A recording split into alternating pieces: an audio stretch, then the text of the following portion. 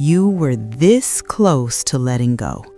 Not because you stopped believing in love, but because it feels like love stopped finding you. And right here, in this exact moment, I need you to hear this clearly. God has not forgotten your love story. He has not skipped over your name. He has not given your promise to someone else. There is a reason you are still holding on, even when everything around you says, walk away. Before we go any further, I want you to do something simple but powerful. Type the word waiting in the comments, not just as a word, but as a declaration. Because Isaiah 40:31 says, those who wait on the Lord will renew their strength. So if you are still here, still watching, still hoping, you are not weak. You are being renewed. Now listen closely. There is a kind of delay that feels like rejection, and if you're not careful, you will misinterpret God's silence as absence. But Psalm 138:8 says, the Lord will perfect that which concerns you. That means what involves your heart, your future, your union, it is still in His hands. Nothing about your story is random. Nothing about your waiting is wasted. You see, most people quit right before clarity shows up, right before alignment happens, right before God reveals why He made you wait. And I feel this strongly. Some of you were about to disconnect emotionally. You were about to say, maybe this isn't for me. But that thought, that quiet surrender, it didn't come from peace. It came from exhaustion. And there is a difference, because peace will settle you, but exhaustion will push you to walk away from what still belongs to you. God is not asking you to chase something that is not yours, but He is asking you not to abandon what He is still preparing. Ecclesiastes 3:11 says He makes everything beautiful in its time. Not your time, His time. And that timing, it protects you, it matures you, it aligns both hearts before bringing them together. Because what God is building is not just a relationship, it is a union with purpose.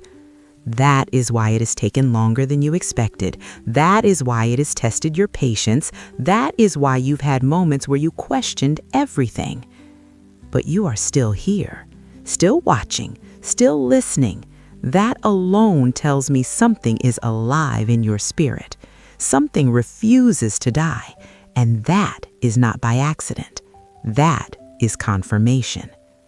Now stay with me, because in this next part, I am going to show you exactly why the delay happened and what God is doing behind the scenes that you cannot see yet. There's something most people never see, not because it is hidden, but because they stop looking too soon.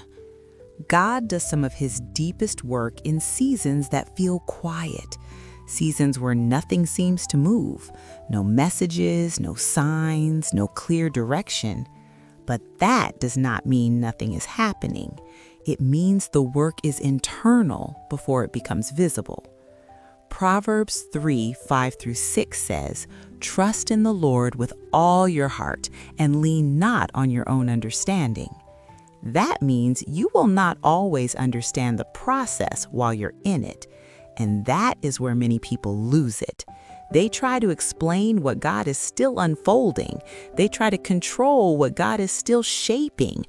But what if the delay was not about denial?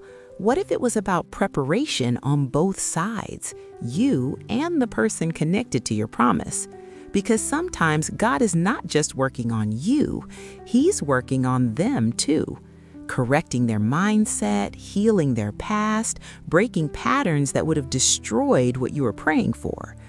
And if He brought you together too early, it wouldn't last. That's the part nobody wants to hear, but it's the truth that protects you. James 1:4 says, let patience have its perfect work, that you may be complete, lacking nothing. Complete. Not desperate, not rushing, not settling, complete.